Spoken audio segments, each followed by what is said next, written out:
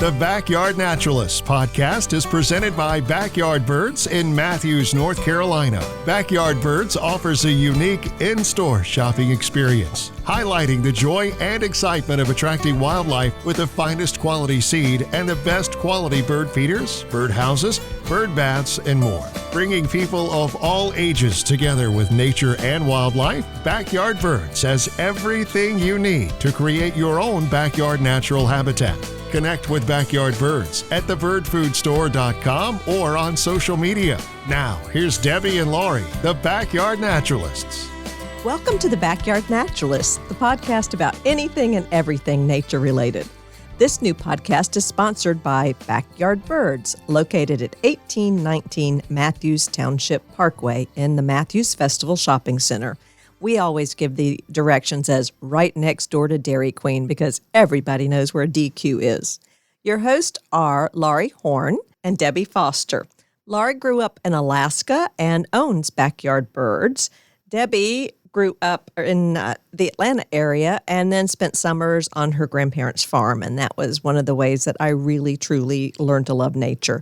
One of the things that I've been working on recently is I am the chair of the Tree and Appearance Advisory Committee for the town of Matthews. And so you'll see some of the things that we've talked about with the Appearance and Tree Advisory Committee in this podcast.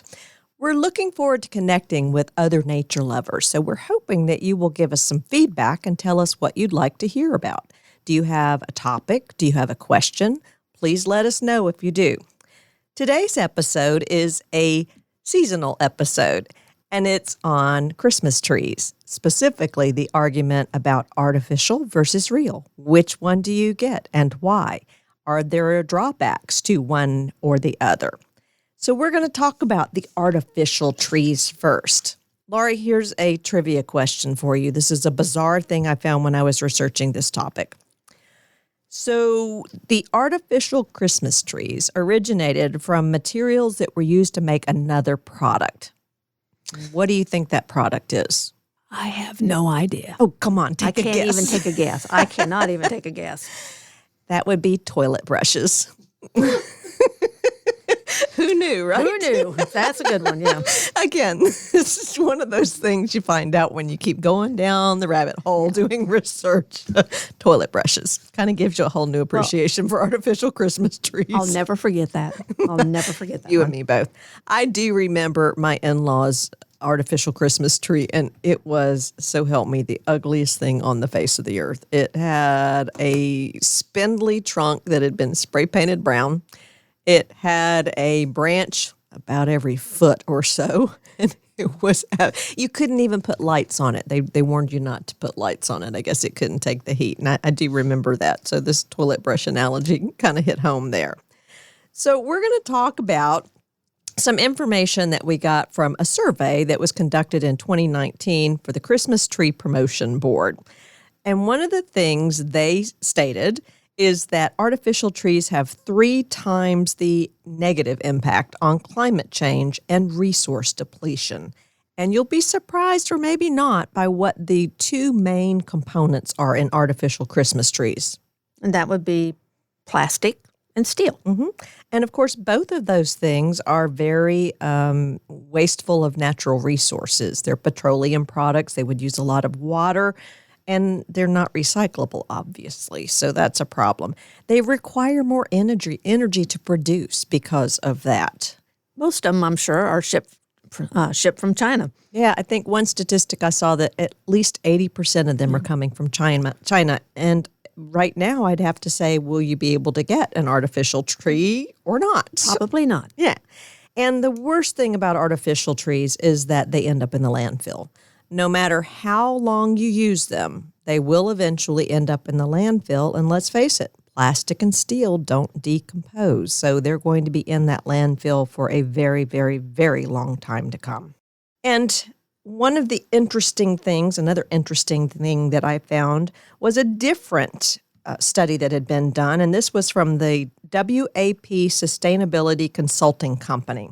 And they compared the impact of both artificial trees and live trees. And one of the conclusions they drew is that one real Christmas tree generates fewer environmental impacts than one artificial tree. So with a 1-to-1 comparison, the winner is the real Christmas tree, the live Christmas tree. But there is a way that you can mitigate. If you want an artificial tree, there's a way you can mitigate the impact. And that's what they say is a fake tree can have a smaller negative impact on the environment if a person keeps it for 5 years or more. Right. And I think I read that most people keep them for 4. So that one more year, folks. One more year. Just hang on to it one more year. Put some more tinsel on it, some more decorations, and you'll never know the difference. Tie it to the wall if you have to, if it won't stand up anymore. So that's the artificial tree in a nutshell. Let's move on and talk about real trees.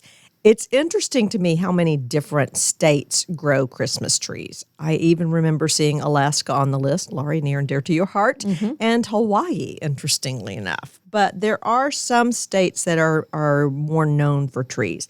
And the Christmas tree farming industry is actually a part of the economy, a big part of the economy in some states, and they're a sustainable crop. So we don't think about Christmas trees as a crop, I think, but they are. So, Laurie, talk about the top 5, I think I gave you more than 5, maybe 7 states for Christmas tree growing in the United States. Well, Oregon, we knew that was, I think a lot of people know that is the number one. North Carolina, Michigan, Pennsylvania, Wisconsin, Washington, and I wouldn't think New York, but it is on there, and Virginia. Mm-hmm. Yeah. And I found one source that actually said North Carolina grew more than Oregon, and I found many sources that said, no, they don't. So we went with Oregon as about number 6 million.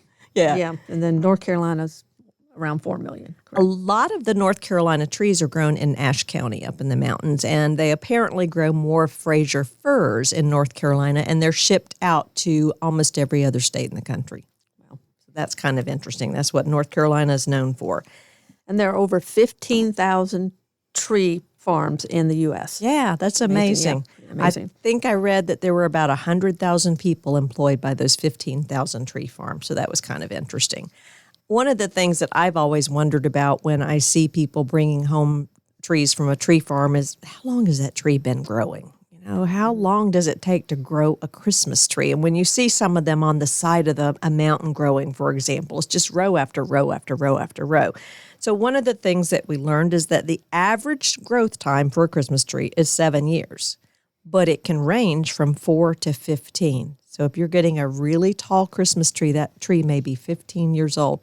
It explains why they can charge premium prices for something that's taken that long to grow.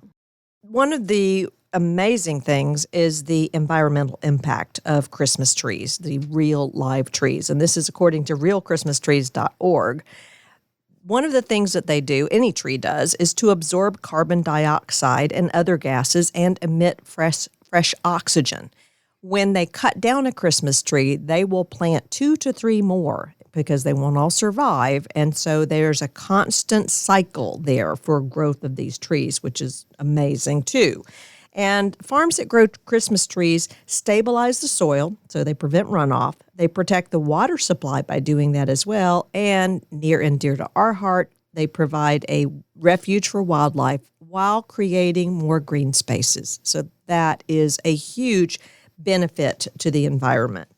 And one of the best things is they're 100% biodegradable. Yeah, any part of that Christmas tree can be recycled or composted or whatever. So you don't have to worry about the environmental impacts from something that would last forever.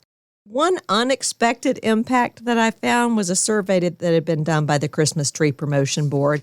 And one of the things that they found is that, the survey size was 2,000 American parents with children ages 17 and younger, okay?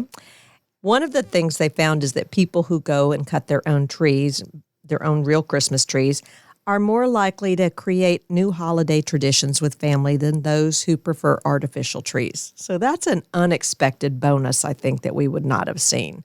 And many people in that same survey said getting a Christmas tree was their number one favorite holiday tradition growing up and continues to be something they do with their own families now. And it came in just behind buying presents for the tree. That's amazing. Yeah, it really was. So you can see that there are certainly benefits to both artificial and real trees, but it sounds like real trees really are the winner here in terms of a lot of different things, from family values to experiences that they have to the impact on the environment and to being sustainable. We're not done with this topic yet, so we are going to explore in an upcoming episode, what do you do with a Christmas tree after Christmas? Because that's really important to know. And we'll look at this from the same perspective. We'll look at it from artificial and live trees. This has been the Backyard Naturalist podcast, talking today about artificial versus real Christmas trees. We hope you've enjoyed it, and we also hope that you will like, share, and follow the Backyard Naturalist on Facebook, and please give us a 5-star rating on your favorite podcast venue. We hope to hear you again soon. This is Debbie Foster and Laurie Horn. We're the Backyard Naturalist, and we're signing off. Production services for the Backyard Naturalists podcast are provided by Downtown Podcasting. To start a conversation on how you can have a podcast, send an email to info@downtownpodcasting.com.